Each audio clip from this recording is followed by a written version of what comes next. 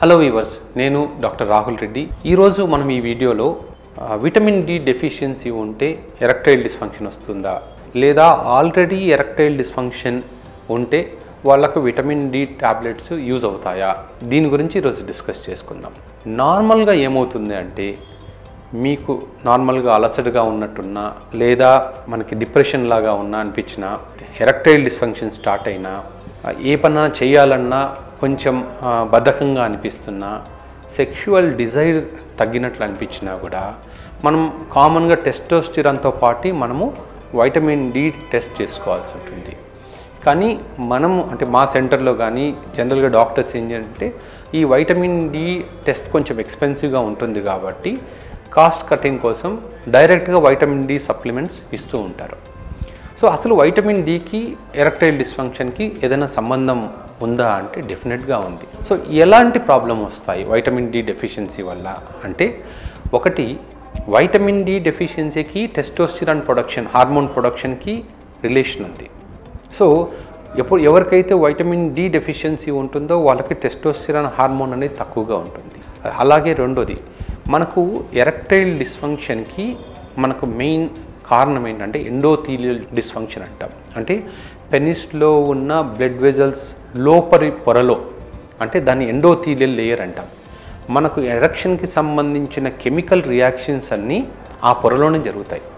So నార్మల్గా over weight ఉన్న వాళ్ళలో కానీ, డయాబెటీస్ ఉన్న వాళ్ళలో కానీ, హైపర్ టెన్షన్ ఉన్న వాళ్ళలో కానీ, కొలెస్ట్రాల్ ఎక్కువగా ఉన్న వాళ్ళలో ఈ లోపలి పొర డ్యామేజ్ అవుతూ ఉంటుంది. దాన్ని ఎండోథీలియల్ డిస్ఫంక్షన్ అంటాం. సో ఈ వైటమిన్ డి డెఫిషియన్సీ ఉన్న వాళ్ళల్లో కూడా ఈ ఎండోథీలియల్ డిస్ఫంక్షన్ అనేది చాలా ఫాస్ట్గా జరుగుతుంటుంది.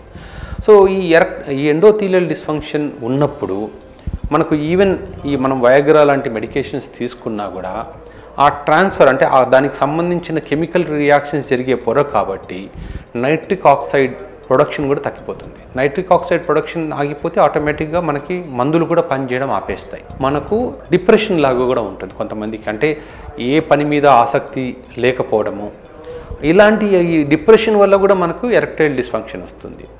సో మనకు ఎరెక్టైల్ డిస్ఫంక్షన్ ఉన్నప్పుడు ప్రతి ఒక్కరిలో మనం జనరల్గా వైటమిన్ డి టెస్ట్ చేసుకోవాల్సి వస్తుంది. సో వైటమిన్ డి మనకు ఎక్కడి నుంచి వస్తుంది? మనకు సన్లైట్ నుంచి వస్తుంది. కానీ అక్కడ మనకు అబ్జార్ప్షన్ కావాలి అంటే మన స్కిన్ నుంచే మనకు అది అబ్జార్బ్ అవ్వాలి. సో అట్లీస్ట్ వారానికి 2-3 రోజుల పాటు మనకు ఒక్కొక్కసారి 30 minutes మనకు సన్లైట్ ఎక్స్పోజర్ ఉండాలి. సో ఈ వైటమిన్ డి డెఫిషియన్సీ అనేది డార్క్ స్కిన్ ఉన్న వాళ్ళలో, అంటే కలర్ కొంచెం తక్కువగా ఉన్న వాళ్ళలో ఈ ప్రాబ్లం ఎక్కువగా ఉంటుంది. ఎందుకంటే వాళ్ళల్లో ఉన్న మెలటోనిన్ అనే కెమికల్ ఈ అబ్జార్ప్షన్ని అడ్డుకుంటుంది. సో నార్మల్గా అంటే కొంచెం కలర్ వైట్గా ఉన్న వాళ్ళలో అబ్జార్ప్షన్ అనేది ఈజీగా ఉంటుంది. కలర్ తక్కువగా ఉన్న వాళ్ళలో అబ్జార్ప్షన్ అనేది తక్కువగా ఉంటుంది కాబట్టి వాళ్ళకు ఈ వైటమిన్ డి డెఫిషియన్సీ వచ్చే ప్రాబ్లం ఎక్కువగా ఉంటుంది. సో మనకు ఈ స్కిన్ కలర్ మీద మనకు వైటమిన్ డి ప్రొడక్షన్ మనకు బాడీలో డిఫర్ అవుతుంటుంది కాబట్టి మనం ఎరెక్టైల్ డిస్ఫంక్షన్ ఉన్నప్పుడు వైటమిన్ డి టెస్ట్ చేసుకొని దానికి తగ్గట్టు మనం మందులు వాడాల్సి ఉంటుంది. సో వైటమిన్ డి లెవెల్స్ నార్మల్గా ఎంత ఉండాలి అంటే 30 కన్నా ఎక్కువగా ఉండాలి. అండ్ అప్పర్ లిమిట్ కూడా ఉంది మనకి, అంటే మనకు కంటిన్యూస్గా మెడికేషన్స్ తీసుకోవడం కూడా తప్పే. సో మనకు 30 to 90 రేంజ్లో మనకు వైటమిన్ డి ఉండాలి మనకు. సో ఎప్పుడైతే 30 కన్నా తక్కువగా ఉంటుందో, అంటే 20 to 30 ఉంటే border line vitamin D deficiency అంటాము. 20 కన్నా తక్కువగా ఉంది అంటే సివియర్ వైటమిన్ డి డెఫిషియన్సీ అంటాం. సో వైటమిన్ డిని ఎలా ఇంప్రూవ్ చేసుకోవాలి అంటే న్యాచురల్గా సన్లైట్ నుంచే వస్తుంది. సో అట్లీస్ట్ వారానికి 2 రోజులు మనం అరగంట పాటు మనం ఎండలో మనం స్పెండ్ చేయాల్సి ఉంటుంది. ఈ ఎండ ఎప్పుడు ఏ టైంలో బెటర్ అంటే early morning sunlight is better అంటాం. మన స్కిన్ ఏదైతే ఉందో, ఎంత స్కిన్ మనకు ఎండకి ఎక్స్పోజ్ అయితే అంత వైటమిన్ డి3 మనకు ప్రొడ్యూస్ అవుతుంది. అంటే మనం ఫుల్ షర్ట్ వేసుకొని క్యాప్ పెట్టుకొని మనం ఎండలో వెళ్ళినా కూడా మనకు అంటే ఎండకి అంటే ఎక్స్పోజ్ అయ్యే స్కిన్ అనేది చాలా తక్కువగా ఉంటుంది. అప్పుడు కేవలం చేతులు, మెడ భాగం మాత్రమే ఎక్స్పోజ్ అవుతుంది. సో వీలైనంత వరకు టీ షర్ట్ కానీ బనియన్ కానీ వేసుకొని క్యాప్ పెట్టుకోకుండా, అంటే మనకు మ్యాక్సిమం బాడీ మనకి ఎండకి ఎక్స్పోజ్ అయ్యేట్లు చూసుకోగలిగితే వైటమిన్ డి ప్రొడక్షన్ అంత ఎక్కువగా ఉంటుంది. సో ఈ వైటమిన్ డి మెడికేషన్స్ ఎన్ని రోజులు వాడచ్చు, ఎలా వాడచ్చు అంటే నార్మల్గా వైటమిన్ డి మెడికేషన్స్ మనకు 3 టైప్స్ ఆఫ్ మెడికేషన్స్ ఉంటాయి. అంటే టాబ్లెట్ ఫామ్లో ఉంటుంది, సిరప్ ఫామ్లో ఉంటుంది, ఇంజెక్షన్ ఫామ్లో ఉంటుంది. సో మనకు వైటమిన్ డి అనేది డాక్టరే ప్రిస్క్రైబ్ చేయని అవసరం లేదు. మీరు మెడికల్ స్టోర్లో కానీ అమెజాన్లో కానీ వైటమిన్ డి మెడికేషన్స్ అంటే ఈజీగా దొరుకుతాయి. సో ఎంత డోస్ తీసుకోవాలి అంటే వారానికి 60,000K అంటాం. 60K అంటే 60,000 ఇంటర్నేషనల్ యూనిట్స్ కావాలి మనకు. సో అదే డైలీ తీసుకుంటే 500 to 1000 యూనిట్స్ ఉంటే సరిపోతుంది. సో మనకు మార్కెట్లో దొరికే మెడికేషన్స్ ఏంటంటే కామన్గా 60K డోసెస్ మనకు సరిపోతుంది. వారానికి ఒకసారి మనం ఫుడ్తో పాటు తీసుకోవాలి. సో ఇక్కడ ఏంటంటే మనం గుర్తుపెట్టుకోవాల్సింది చాలా వరకు మెడికేషన్స్ మనము ఏదర్ ఫుడ్ ముందు తీసుకుంటాము, ఫుడ్ తర్వాత తీసుకుంటాం కొన్ని. కానీ ఈ వైటమిన్ డి అనేది ఫ్యాట్ సాల్యుబుల్ వైటమిన్. అంటే మనం ఫ్యాటీ ఫుడ్తో తీసుకున్నప్పుడు మాత్రమే అది బాగా అబ్జర్వ్ అవుతుంది. అందుకని ఇట్ హ్యాస్ టు బి అంటే టేకన్ అలాంగ్ విత్ బ్రేక్ఫాస్ట్ అంటారు. అంటే మీరు ఫుడ్ తినేటప్పుడే అది తీసుకున్నారనుకోండి, మనం ఫుడ్లో ఉన్న ఫ్యాట్తో పాటు అంటే ఆయిల్ని యూజ్ చేసుకుని అది అబ్జర్వ్ అవుతుంది. సో అందుకని చాలామందికి విటమిన్ డి ట్యాబ్లెట్స్ తీసుకున్నా కూడా వాళ్ళు ఫుడ్ తర్వాత చాలాసేపు తర్వాత వాళ్ళు తీసుకోవడము, ఎంటీ స్టమక్లో ఉన్నప్పుడు తీసుకోవడం వల్ల అబ్జార్ప్షన్ అనేది కొంచెం తక్కువగా ఉంటుంది. అందుకని కొంతమంది ఇప్పుడు సిరప్ ఫార్మాట్లో తీసుకోవడం కూడా కొంచెం బెటర్గా ఉంటుంది మనకి. ఇది కూడా సిరప్ కూడా చిన్న బాటిల్స్లో దొరుకుతుంది. 60K ఎవ్రీ వీక్ ఒక బాటిల్ తీసుకోవాల్సి ఉంటుంది. న్యాచురల్గా మనకు వైటమిన్ డి ఎలా దొరుకుతుంది అంటే మనకు పాలల్లో కానీ, అంటే అది కూడా ఫోర్టిఫైడ్ మిల్క్ కానీ, కొన్ని రకాల ఫిష్లో దొరుకుతుంది, అవకాడాస్లో దొరుకుతుంది. కాకపోతే వీటన్నిటిలో మనకు అవన్నీ తీసుకోవడం కష్టం కాబట్టి మిల్క్ ప్రోడక్ట్స్ తీసుకుంటూ అట్లీస్ట్ వారానికి 2 రోజుల పాటు మనం ఎండలో ఉంటే మనకు తగినంత వైటమిన్ డి మన బాడీలో ఉత్పత్తి అవుతుంది. మెడికేషన్స్ ఎన్ని రోజులు తీసుకోవాలి డాక్టర్ అంటే ఎప్పుడైనా డెఫిషియన్సీ ఉన్న వాళ్ళు 8 వారాల నుంచి 12 వారాల పాటు మెడికేషన్ తీసుకోవాలి. అంటే వారానికి ఒకసారి 60K ట్యాబ్లెట్ ఏ కంపెనీ అయినా పర్వాలేదు బ్రేక్ఫాస్ట్తో పాటు తీసుకోవాలి. సో డాక్టర్ గారు నేను 3 మంత్స్ తీసుకుంటాను, ఆ తర్వాత ఏం చేయాలి, నా బాడీలో విటమిన్ డి తగ్గిపోతే ఏంటి అంటే జనరల్గా మెయింటెనెన్స్ డోసెస్ అంటాం.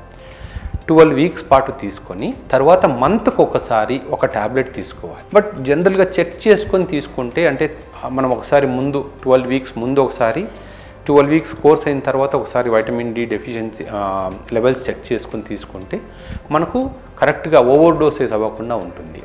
కంటిన్యూస్గా తీసుకుంటుంటే ఏమవుతుంది అంటే అది కూడా చాలా మందిలో మనం చూస్తూ ఉంటాం. వైటమిన్ డి అనేది కంటిన్యూస్గా వారాల పాటు తీసుకుంటూనే ఉంటారు. దానివల్ల మనకు కిడ్నీ స్టోన్స్ ఫామ్ అవుతాయి. సో అందుకని వైటమిన్ డి అనేది మనము ఏదైనా సరే ఏ విటమిన్ అయినా మనము ఒక లెవెల్లోనే తీసుకోవాలి. డోస్ తక్కువైనా ఎక్కువైనా మనకు నష్టమే. సో వైటమిన్ డి మనకు అరౌండ్ 40-50 రేంజ్లో ఉంది అంటే నార్మల్ రేంజ్లో ఉన్నట్టే. సో మనం 12 వారాల తర్వాత టెస్ట్ చేసుకున్నప్పుడు 100 కన్నా ఎక్కువగా ఉందనుకోండి, జనరల్గా తీసుకోకూడదు. ఒక 2-3 నెలల పాటు తీసుకోకుండా మళ్ళీ టెస్ట్ చేసుకోవాలి. సో ఇప్పుడు ఈ వైటమిన్ డి తీసుకోవడం వల్ల ఏమవుతుంది అంటే మనం తీసుకునే ఎరెక్టైల్ డిస్ఫంక్షన్ మెడికేషన్స్ వల్ల ఎఫికసీ పెరుగుతుంది. అంటే మనము మెడికేషన్స్ ఓన్లీ ఎరెక్టైల్ డిస్ఫంక్షన్ కావాల్సిన మెడికేషన్స్ ఏవైతే ఉన్నాయో ఎల్ఆర్జినిన్ కానీ టెడ్లాఫిల్ కానీ ఏవైతే తీసుకుంటారో వాటితో పాటు వైటమిన్ డి తీసుకుంటేనే మనకు ఆ ఎండోథీలియల్ డిస్ఫంక్షన్ అనేది మనకు కరెక్ట్ అవుతుంది. అందుకనే మీరు ఎరెక్టైల్ డిస్ఫంక్షన్ మెడికేషన్స్ తీసుకునేటప్పుడు చాలామంది డాక్టర్స్ మీకు వైటమిన్ డి ఇస్తారు. వైటమిన్ డి ఒకవేళ ఇవ్వలేకపోయినా అంటే ట్యాబ్లెట్స్ డాక్టర్ గారు నాకు గుర్తుండదు, వారం నేను తీసుకోలేను అనుకున్నప్పుడు ఇంజెక్షన్ ఫామ్లో కూడా మీకు వైటమిన్ డి ఉంటుంది. ఇంజెక్షన్ ఏంటంటే 6 lakhs ఇంటర్నేషనల్ యూనిట్స్ అంటాం. అది ఎవరీ 3 months ఒక ఇంజెక్షన్ తీసుకోవచ్చు. అంటే ఎవరైతే ఎండకి అసలు ఎక్స్పోజ్ అవ్వరో, అంటే చాలామంది డాక్టర్లు కానీ సాఫ్ట్వేర్ ఇంజనీర్లు కానీ వాళ్ళకి మార్నింగ్ ఆ టైంలో కుదరదు కాబట్టి చాలా వరకు వాళ్ళు ఎండ అనేది చూడకుండా వాళ్ళు ఉంటారు. అలాంటి వాళ్ళకి ఏంటంటే ఎవరీ 3 monthsకి ఒక ఇంజెక్షన్ తీసుకుంటే ఈ వైటమిన్ డి లెవెల్స్ నార్మల్ రేంజ్లో ఉంటాయి. సో అలాగే ముఖ్యంగా మనం గుర్తుపెట్టుకోవాల్సింది ఏంటంటే వైటమిన్ డి ఎక్కువ కూడా అవ్వకూడదు. ఎందుకంటే అలా లెవెల్ చూసుకోకుండా కంటిన్యూస్గా వాడితే కూడా మనకు మళ్ళీ లాంగ్ టర్మ్లో కిడ్నీ స్టోన్స్ వస్తాయి కాబట్టి, అండ్ అలాగే కిడ్నీ స్టోన్స్ పెద్దవయ్యేసరికి మళ్ళీ కిడ్నీస్కి ప్రమాదం కాబట్టి అతిగా కూడా తీసుకోకూడదు. మీ డాక్టర్ ఏ లెవెల్లో అయితే ఏ డోస్ అయితే చెప్పారో అన్ని రోజులు మాత్రమే తీసుకోండి. మళ్ళీ ఒక 3 months గ్యాప్ తర్వాత కావాలంటే మళ్ళీ కోర్స్ రిపీట్ చేయొచ్చు. ఓకే వ్యూవర్స్, ఈరోజు మనం వైటమిన్ డి డెఫిషియన్సీకి ఎరెక్టైల్ డిస్ఫంక్షన్కి మధ్య సంబంధాన్ని, అంటే ఎలాగైతే అది వైటమిన్ డి హెల్ప్ చేస్తుందో దాని గురించి చూసుకున్నాం కదా. నెక్స్ట్ వీడియోలో అలాగే మనం వైటమిన్ B12 గురించి మనం డిస్కస్ చేసుకుందాం. Keep watching.